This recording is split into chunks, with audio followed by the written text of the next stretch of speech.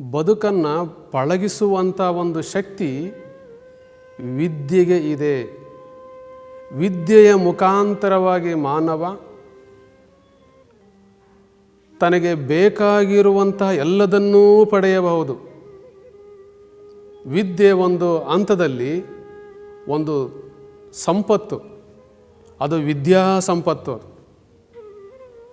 ಕಾರಣ ನಾವುಗಳು ಅಧ್ಯಯನಶೀಲರಾಗಬೇಕಾಗಿದೆ. ಅಧ್ಯಯನ ಮತ್ತು ಅನುಭವ ಬದುಕಿಗೆ ಎರಡೂ ಬೇಕು ಅನ್ನುವಂಥ. ಎಲ್ಲಿ ಅಧ್ಯಯನ ಇದೆ ಅಲ್ಲಿ ಅನುಭವವೂ ಸಹ ಇರಬೇಕಾಗುತ್ತದೆ. ಲೋಕಾನುಭವ ಮತ್ತು ಸ್ವಾನುಭವ ಎರಡನ್ನೂ ಸಂಪಾದನೆ ಮಾಡುವುದರ ಮುಖಾಂತರವಾಗಿ ಆ ವ್ಯಕ್ತಿ ಅನುಭಾವಿ ಅನಿಸಿಕೊಳ್ಳುತ್ತಾನೆ. ಕಾರಣ ಮಾನವ ಒಂದಾನೊಂದು ಕಾಲದಲ್ಲಿ ಅನಾಗರಿಕ ಪ್ರಪಂಚದಲ್ಲೇ ಇದ್ದ.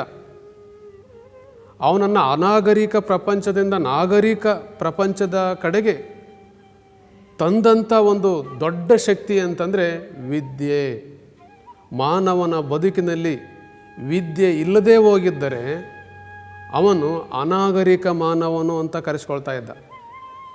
ಹೀಗೆ ಮಾನವನ ಬದುಕಿನಲ್ಲಿ ಅನೇಕ ವಿಧವಾಗಿರುವಂಥ ಒಂದು ಕಲಿಕೆಯ ಕ್ರಮ ಇದೆ. ಯಾರು ಹೆಚ್ಚು ಹೆಚ್ಚು ಈ ಬದುಕನ್ನು ಕಲಿಕೆಯ ಜೊತೆಯಲ್ಲಿ ಸಾಗಿಸುತ್ತಾರೋ, ಹೊಸತು ಕಲಿಯುತ್ತಾ ಹೋಗುತ್ತಾರೋ ಅವರು ಬೌದ್ಧಿಕ ವ್ಯಕ್ತಿಗಳು ಅನ್ನಿಸ್ಕೊಳ್ತಾರೆ, ಜ್ಞಾನಿಗಳು ಅಂತ ಕರೆಸ್ಕೊಳ್ತಾರೆ. ಈ ಎಲ್ಲ ವಿಚಾರವನ್ನು ಆಧರಿಸಿ ಇವತ್ತು ಬದುಕು ಯಾತಕ್ಕೋಸ್ಕರವಾಗಿ ಇದೆ, ಕಲಿಯಲಿಕ್ಕೋಸ್ಕರವಾಗಿ ಇದೆ. ಕಲಿಕೆಯ ಜೊತೆಯಲ್ಲಿ ನಾವು ಇವತ್ತು ಬೆಳೀತಾ ಹೋಗಬೇಕಾಗಿದೆ. ಕಲಿಕೆ ಎಂದರೆ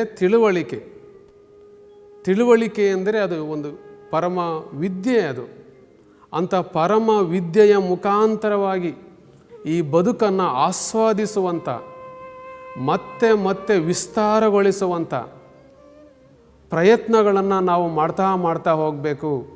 ಅದಕ್ಕೋಸ್ಕರವಾಗಿ ವಿದ್ಯೆಯನ್ನು ನಾವು ಓಲೈಸಬೇಕಾಗಿದೆ. ಅದನ್ನ ಕಲಿತಾ ಹೋಗಬೇಕಾಗಿದೆ. ನಮ್ಮದನ್ನು ಮಾಡ್ಕೋಬೇಕಾಗಿದೆ ಅನ್ನುವಂಥ ಒಂದು ವಿಚಾರ.